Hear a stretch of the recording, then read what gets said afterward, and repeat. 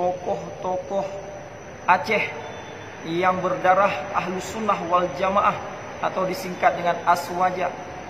Dimanapun antum berada, wahai bangsa Aceh, baik di wilayah Aceh Tengah atau wilayah Aceh Timur atau wilayah Aceh Barat atau wilayah Aceh Utara atau wilayah Aceh Selatan, wabil khusus wilayah Utaraja, yakni Aceh Besar, kota Banda Aceh, sebahagian daripada Aceh Jaya, yakni wilayah Lamno, dan sebahagian wilayah Aceh Pidi, yakni daerah Lawun. Mari bersama-sama kita meriahkan. Yang pertama, mari kita meriahkan malam Hari Raya Aidilfitri semeriah-meriahnya. Yang kedua, mari kita hidupkan, kita meriahkan salat Aidilfitri seperti biasa. Dan yang ketiga, pastikan kita saling bersilaturahmi kepada orang-orang yang mulia, kepada jiran-jiran kita, wabil khusus orang-orang yang mulia di antara kita, orang tua kita dan guru-guru kita. Dan kalau ada yang menghalang-halangi untuk kita memeriahkan hari raya kita, takbir Aidilfitri kita atau silaturahmi kita, maka lawan mereka. Walaupun dia adalah pejabat pemerintah, walaupun mereka yang melarang kita berKTP-kan Islam, karena mereka adalah sesungguhnya tentara Dajjal yang sesungguhnya yang sedang menjauhkan umat Islam dari agama.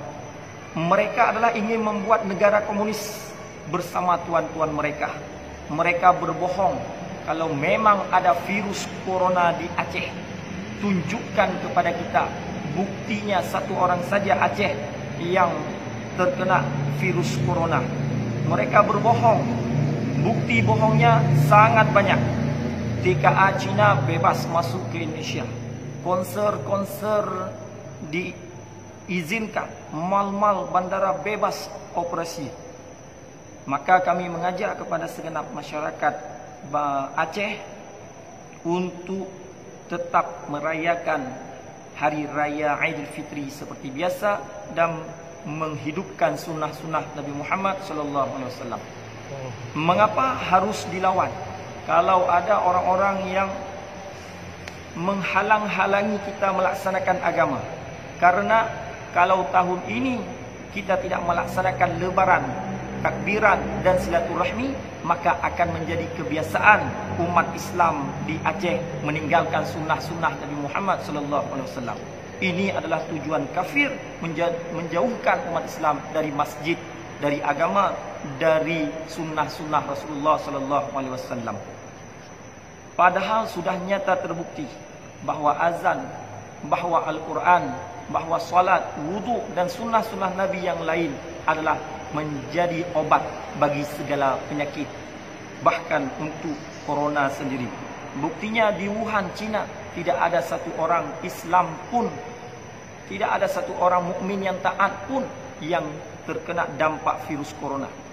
Bahkan di Eropah, semua negara Eropah, mereka mengazankan bersama-sama, mereka membaca Al-Quran, mereka berbondong-bondong masuk Islam.